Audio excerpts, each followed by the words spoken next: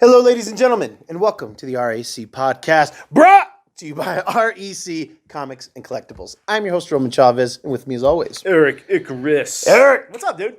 Or, AKA the Eric Dactyl. There it is, the Eric Dactyl. He owns it now, guys.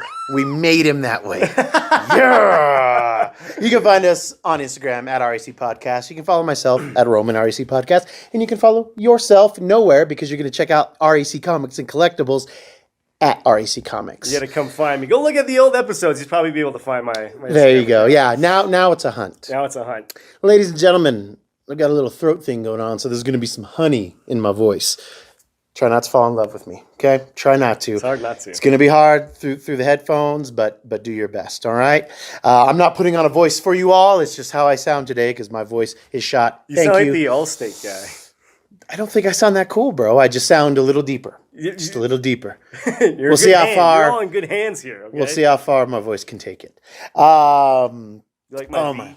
I'm bringing back the V's. Well, it's not the deepest of V's, Yeah, so I like I've it. had deeper V's It's than a this. conservative V, and I'm into it. Okay. I'm not gonna say I'm not. What's weird is that he's wearing blue jeans. You guys can't see it. I'm not wearing any pants, but he's wearing blue jeans, which is actually weirder than me not wearing any pants. Guys, we keep talking about our recording schedule. It's up, it's down, it's all around. Get back on track eventually. We're just going to make shows for you guys when we can. Yeah. And we're glad that you guys stick with us. Yeah. We love talking about this out. stuff, but we're just busy guys. And, Eric. I almost died a few weeks ago. Yeah, he got in a car accident. He's fine. I'm good. He's driving my dad's truck, which is very much confusing my children. But we just got a lot going on, guys. But it is good to be back with you. Yeah. We have lots of pop culture stuff we want to address. And earlier this week, in fact, yesterday as we were recording this, was Disney Plus Day. Yeah. This is huge. This is huge. The mouse is in effect. The mouse is in the house, kids. All right. What this was just kind of Disney Plus showcasing a lot of the shows it has coming up. There was a trailer earlier in the week of the Book of Boba Fett, which got me excited. It seems very interesting. Now, while I do really enjoy Star Wars, I am, as you know, we are big comic guys. So the comic stuff is the stuff we really want to focus on today. And to start off, finally, Yes. we got to see some footage for She-Hulk. Yeah. Disney Plus show She-Hulk. We got to see Jennifer Walters. We got to see, the actress Tatiana Maslany giving us her first look at the character. Yeah, Talks about her being a lawyer, shows her doing yoga, which I think is hilarious. Plus, we get Bruce Banner. Yes. Yeah, we get Mark Ruffalo. We get Professor Hulk. And we had Mark Ruffalo in human form as well. Yeah. And it was one of those things where it's finally we get to see that connection. We hadn't been told yet. We get to see her kind of a camera facing up, but we don't get to see the face. I can't imagine it wouldn't look good. It'll look cool. But it looks very much like the series that. Oh my gosh, I'm drawing a blank on who wrote it, but Greg Horn did all the covers. Those of you who are comic book fans and especially comic book art fans, you know Greg Horn's covers. There's actually a really good Eros cover, Star Fox cover that people are after because, as we know, spoilers in 3, 2, 1, we do know that Eros is at least mentioned in Eternals, if not shown, played by Harry Styles of music fame. Eric has watched Eternals yet. I have not. He has been saying unscrupulous things about this movie that I'm excited for. But the wife and I are going to go see it this week, so we will be talking about that on the next episode for sure. I'm sure we'll be having a spirited debate, or we might be agreeing profusely. We may be. Yeah, Is this yours or mine? I don't know. All right, I'm gonna go get mine. Mine's definitely over there. What did you think of the trailer? Okay, I really thought this was, and trailer is a very loose term for this. It was very much a teaser. It was great to see Mark Ruffalo. It was great to see. Finally see Tatiana Maslany because we had seen some set photos, but there wasn't anything really to go off of. But I am very, very excited for She-Hulk. I know we're going to get some fourth wall breaking, and it's going to be, just solid stuff all around. Thank you. I am dry today. What did you think of the trailer? /Rhodey. Yeah, thank you. You are a very valued member of this team, Eric. All right. You're my trusty apprentice. All right, go ahead. I didn't get enough to form a real opinion. I will say it looks great. I'm glad As teasers go. As teasers go, you got me hooked. You got me interested. You did your job. You gave me some Ruffalo. I'm very excited about that. And that's about it. I'm excited. Mark Ruffalo is one of those actors that it's so weird. He and I don't share a lot of the same personal beliefs. He's very certain way about things, and it's not that I'm a certain way about anything else, but we disagree on some things. It doesn't matter. He's still a fantastic actor. I don't have to like everything about him to enjoy it, and I'm not saying anything weird, but the dude, he's up there for me. Right. Hugh Jackman. You can still enjoy him as an entertainer. Yes, he is a Hugh Jackman, Robert Downey Jr. Like, I love his Bruce Banner. Oh yeah, he is. He's owned Bruce this Banner. role. He's Bruce Banner. Yeah. I mean, kind of. Bill Bixby. They took him. They were kind of getting some Bill Bixby. Yeah, I was going to say. I was feel. getting some He had the vibes chops on that, in the trailer. He kind of had his curly hair from the first couple times we saw him as Bruce Banner. Yep. Not kind of the dad short hair that we had seen him in the last. In Infinity War, totally. Because I don't think we see him in human form at all in Endgame, right? No. So so definitely more 70s vibe for sure. Yes, definitely. Anything big you want to talk about that one? No, I think it did its job perfect. That's what you would definitely call a perfect teaser. Very good teaser. You didn't give me. You gave me enough without really giving me anything, which is great. Yeah. You got me interested, and that's perfect. I'm here for it. I'm here for it too.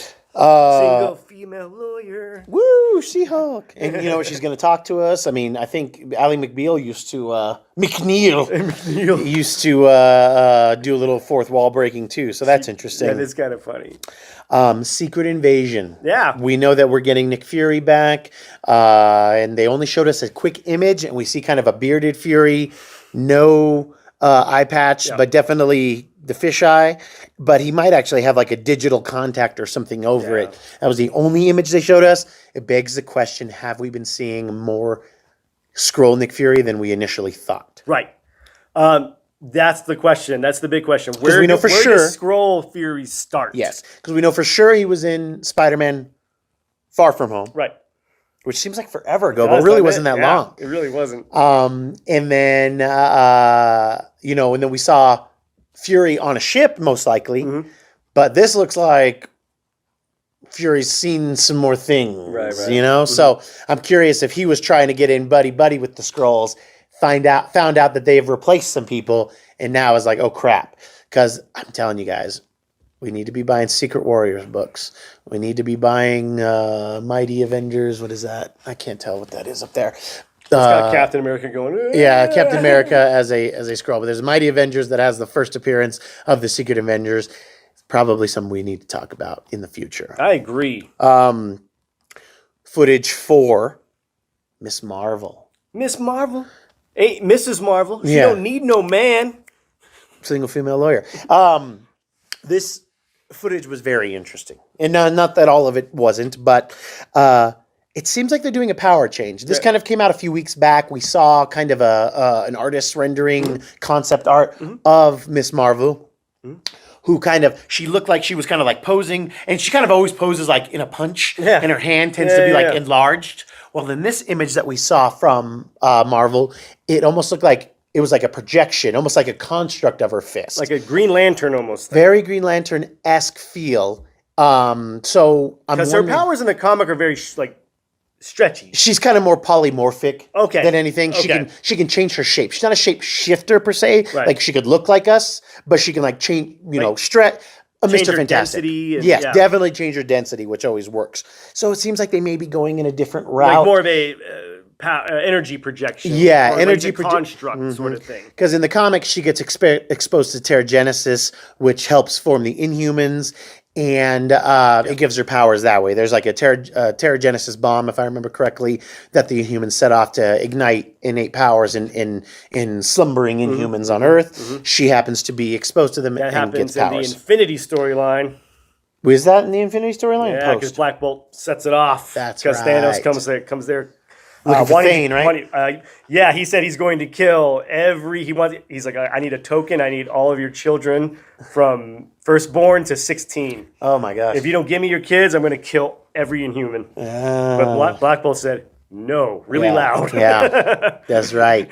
God, I love Black Bolt. I can't wait to see that in the MCU. And then Thanos mops the floor with him. Yeah. We got to see actress Iman Vellani as Kamala Khan, and we see her making her suit because in the comics, her favorite superhero was Miss Marvel. Carol Danvers is Miss Marvel for a while. She later on becomes what we know now as Captain Marvel.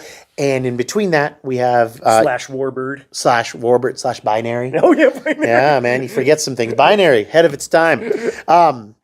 Yeah, she would be non-binary. Non-binary. But yeah, it seems like they may have changed her powers a bit. Which I think is good. The direction the MCU is going, I think that this makes more sense. She's not so established in the comics that we can't do anything different. Sure. And if you think about it, we're going to be getting Fantastic Four. We know John Watts is going to be doing that movie, so we're already going to have a stretchy person. It's hard to have more than one stretchy person in a universe. Especially when Mr. Fantastic is kind of the head stretchy person. Yeah, the head stretchy person in charge, okay? But it was nice to see that's a stretch. I don't know. You guys talk to him. Talk to your boy, all right? And then the big one for us. Yes.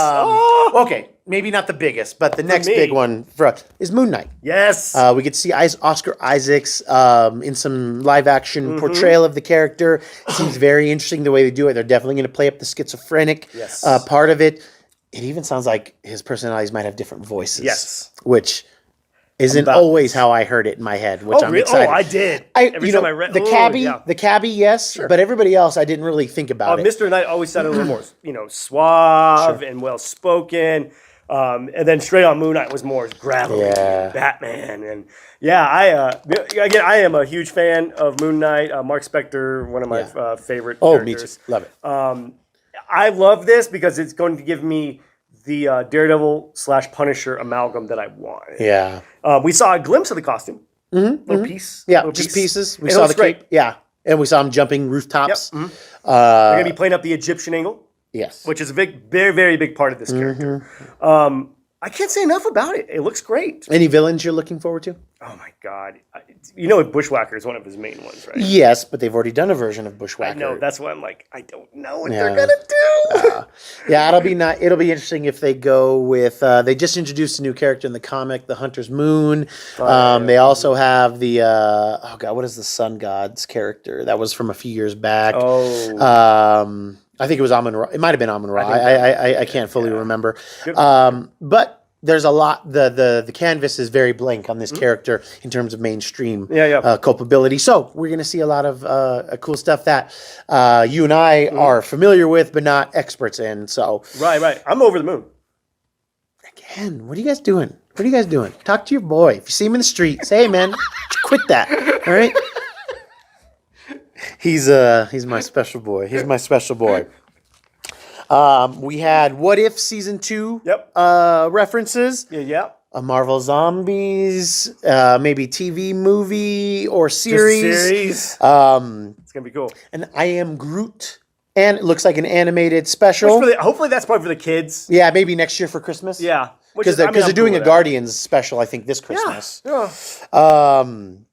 And then the things that really, really interest me, the big question mark, Spider-Man freshman year.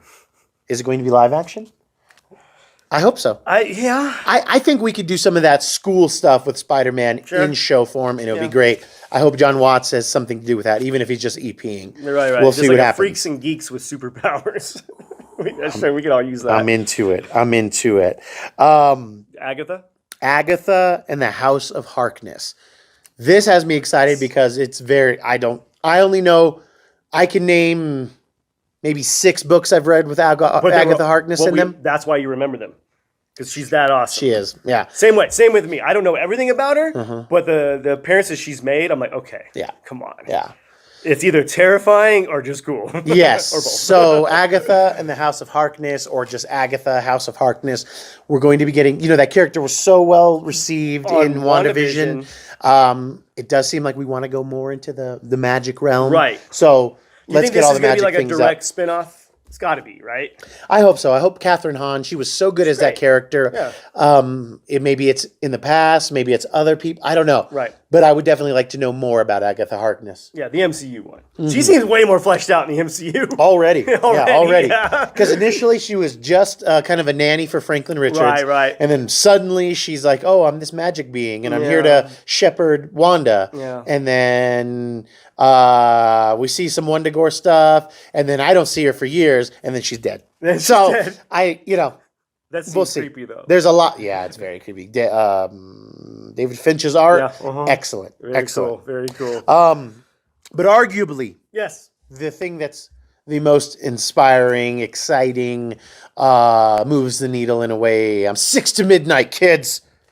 X-Men 97. For all intents and purposes, this is a continuation of X-Men the Animated Series. Yes. If you guys have been watching this show since the beginning, if you guys know us, you know that that's pretty much the start of my love of comics is X-Men the Animated Series. It's Eric, the basis of our friendship is talking about this show. So it sounds like they're just going to continue where season 5 left off, which maybe they just stop. Maybe that doesn't exist. there are some episodes of season 5 that are fine and actually really good, but the way the show ends, It's very not so much. Very stupid. Yes, very Maybe stupid. we'll talk about it. We We will. need We to need just do an X-Men We do. TAS, Yeah. episode. Yes. Because we could talk about it for hours. God, But I I'm still very- watch the show to this Yeah, day. I do too. A cornerstone for anybody, I would say any mainstream artist in comic books, that was the gateway. Yeah. This was pre-internet. In the 90s. Yeah, this was kind of where you got your comic book fix, and you're like, okay, before you even knew about comic books, you're like, who are these awesome, colorful, action-packed characters? Yeah. Everybody knew who Batman was.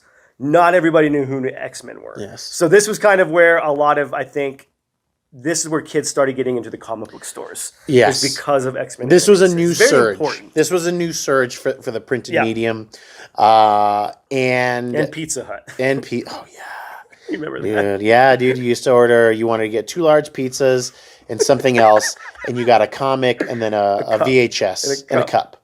And the VHS was Night of the Sentinels Part 1 and 2, and then Enter Magneto. And the Magneto, and then the Deadly Reunion. Deadly Reunions. Wow, you remember. Nice.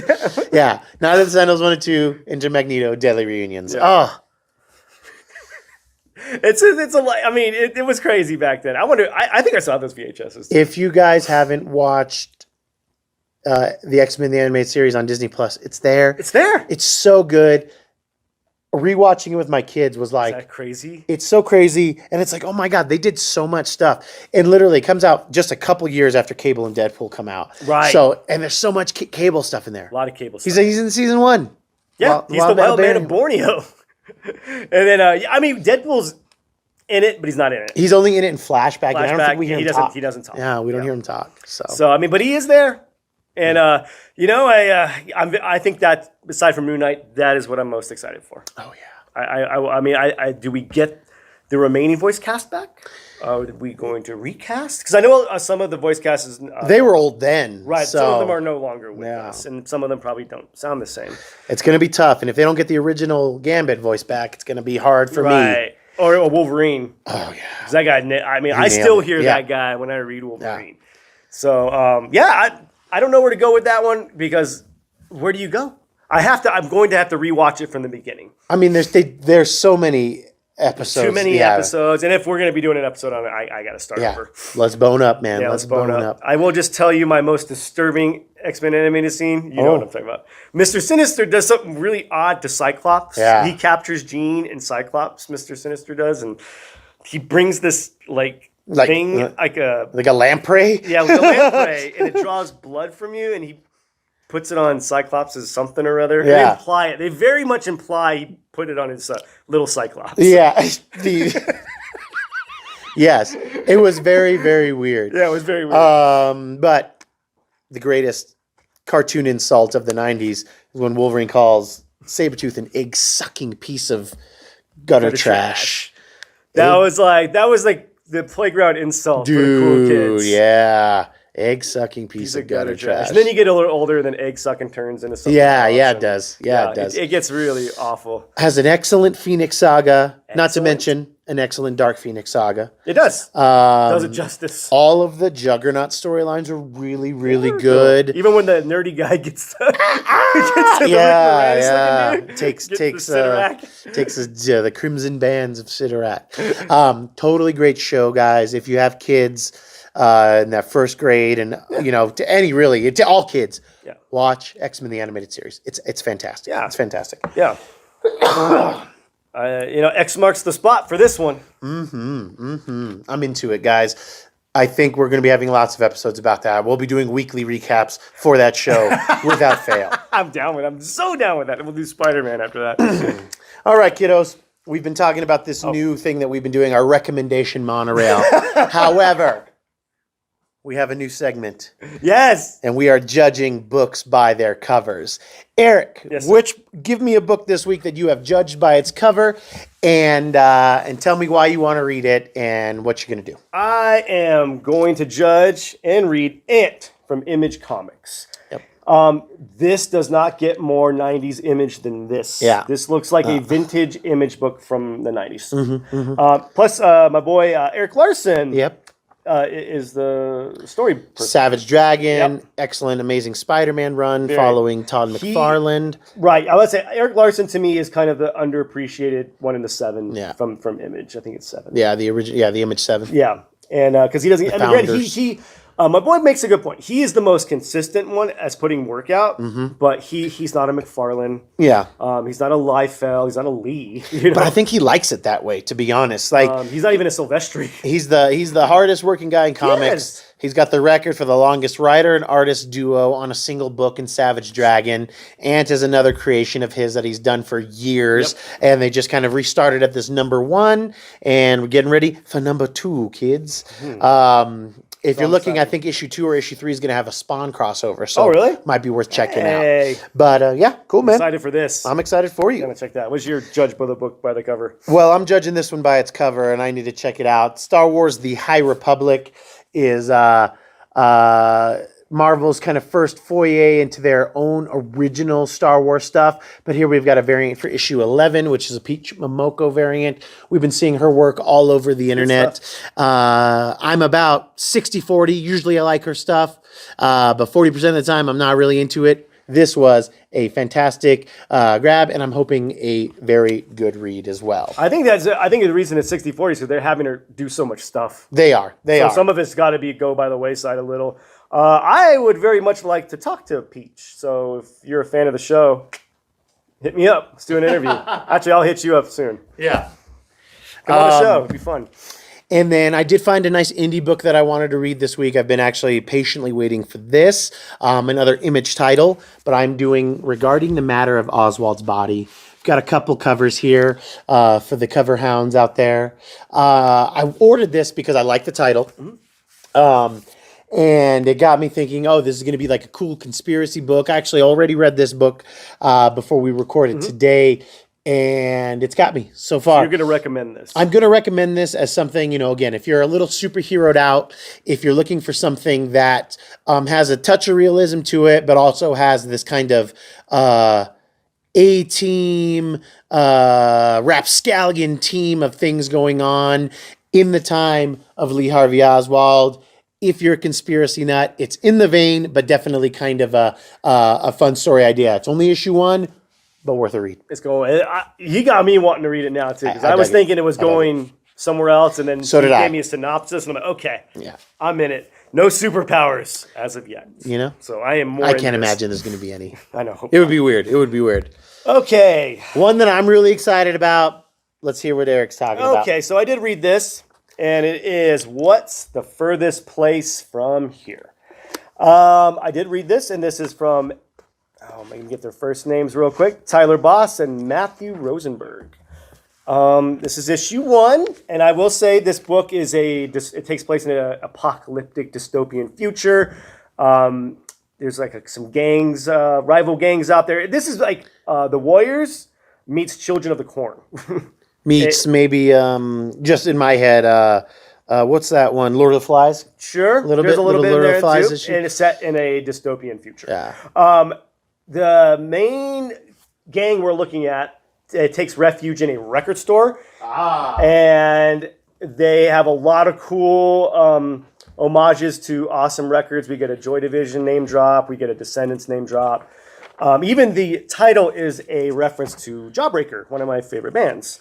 So, and it took me a minute. I remember looking at the title. I was like, where do I know this from? And I'm like, oh, yeah. I mean, you can tell that the Boss and Rosenberg are very huge into indie music.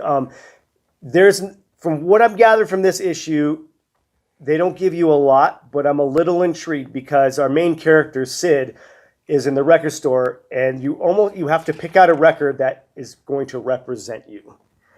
So I don't know for what, they haven't explained. So our main character, Sid, she's in there looking for the record that's going to be her representation. Mine would be either Maggot Brain from Funkadelic or Funhouse from the Stooges. Interesting. That would be my totem record right there. So I've got some mixed reviews on it. The art is very good. I don't know how Gerard Way is not involved with this because the artwork is very Gerard Way. I believe Boss does the artwork for this. Yeah. But it looks good. Or I think Rosenberg does it. You're right. Is it Boss? Okay. Yeah, and I will say, very Gerard Way, which is not good or bad, but I will say that I just think this book's got a lot of this kind of elite indie snob allusion to it, sort of like Cooler Than Thou, which is me, but I feel like that part has to die. It's like, it's almost making like, oh, we were into this cool music before it was cool. Now we get to put it in a comic book. Because see, kids, I think records, vinyls, and comic books have a lot of crossover. In fact, this was supposed to come with a limited vinyl, but the distributors shorted my boy here. I'm so bummed about it. Yeah, we are very bummed about that. There was 4 main covers, I think, and then there was a deluxe edition that would have been finally priced here at RSC Comics. Yep. But they sent out an email a couple of weeks ago saying that they were not going to be able to fill everybody's orders, which sucks. Bummer. Because I wanted to get one for my boy, for my brother Jimmy, and if I was able to get a third one for me. But yeah, what can you do? I'm excited for the book. Hearing Erik describe it and hearing him talk about it before the show. See issue 2. Yes, it's going to be a good. I think it's going to be a good read overall. Right. And it sounds like it's hitting some of my expectations with a little bit, like just thumbing through it. I was like, ooh, like I'm excited to read this book. Right. This was going to be my recommendation if Erik was not here. Right. To do this, but I literally ordered this book for him and my brother, and like with them in mind, because like the tagline was something like something along the lines of taking about what matters most: your friends, your family, and your record collection. And I was like, that's cool. That's cool. Well, it's cool because I will say that comic books, and like I was saying earlier, comic books and records have a lot of crossover because back in the day, there was such niche. Completely. It was very much like not everybody was. It wasn't as accepted almost. No, you were almost an outcast if you were into comic books or vinyl or records or weird music. Both carried around in milk crates at one point too. Very true. So I wanted to bash this a little more. I'm not gonna lie. But I went outside and I took a breather, and I'm trying to be a little more positive. So I'm like, you know what? I got to see issue 2 before I can make a full-on judgment. Yeah. So I will recommend this for the art. This is episode 1 of WandaVision. There you go. You know? Sure. I'm hoping at least. And it's got a lot of cool references. You got a Black Flag reference in there. Yeah. We can all use more Black Flag in our lives. Now, I'm not fully familiar with Tyler Boss and Matthew Rosenberg's works, so I think we should probably look up some things. Yeah. But not a bad issue 1. No, right? Yeah. I will recommend it. Yeah. Recommended, tentatively seen issue 2. Yes. So we'll see. They're gonna have to get you. Again, I do enjoy the artwork. Good. So very cool. Yeah, I'm excited for it. I think it's a very interesting concept, and I'm digging. There was a time where I was not into indie books, and I'm very into indie books now. It's getting more mainstream, if that makes sense. It is getting more mainstream, and I think superhero kids, we end up growing up wanting something a little different, and then when we're full, we'll go back to superheroes. You know, like New Venom came out this week that I'm excited about. Yeah. I should recommend that. Yeah, and Daredevil's ending. If you don't know, he'll be back. Yeah, we got a new Venom #1 for you kids, following Dylan Brock's stories. So maybe you come check out this one. I haven't read it yet. I'm excited to. And I think, oh my All right. I'm always down for a new number one. I know it sucks for our collection sometimes, guys, but a new number one is always fun. Always a good jumping on point. If you're into Venom, if you like the movies and you just want to get into a Venom book, If you like the movies, just Venom don't 1. talk to me ever again. From Al Ewing, who was doing that awesome Immortal Hulk run, is now doing Venom. Donny Cates, who was doing Venom, is going to be doing a new Hulk run, and we will talk about that when that book comes out. Kids, that's our show. Yep. If you like what we're doing, please hit that subscribe button. Hit the alarm so that you know when these new shows come out, since we are having a hard time staying on schedule. I'm sorry. I'm very sorry. But if you like what we're doing, leave us a comment below. Tell us what you're reading. If you read any of these books, if you liked Eternals, don't spoil it for me, but tell me if you liked it below. Stay tuned for that. Are you excited about Disney Plus shows and all of that? I guess we didn't talk about the show Echo, but there was really just a title card for it. Just a title so there's card, some other but things, it's cool. but we'll talk about that. Is that your final thought? That will be my final thought. Mine Eric, is do you this. have a final thought for us? That's my final thought. We will be doing a con in December, Saturday, December 11th. We will be doing the Colorado Springs Comic and Toy Con. Your boys Roman and Eric will be there. We're going to have $1 books and $5 books and $10 books. Some goodies. Oh my. Lots of goodies. So stay tuned for that. I'll be posting stuff about that at raccomics.com. More details. We'll do a little preview of what we'll be selling at the show. And more on that later, kids. Thank you so much for listening. Thank you for watching. I've been your host, Roman Chavez. I am Eric Icarus still. And the Dactyl. And the Dactyl, the Icarus Dactyl. Hey, there we go. And we will catch you on the next podcast.